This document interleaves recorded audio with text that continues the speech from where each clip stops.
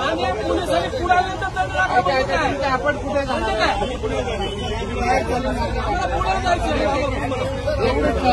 आपली गाडी पाठवा आपली गाडी पुढे पाठवा त्यांना तुम्हाला डायरेक्ट नको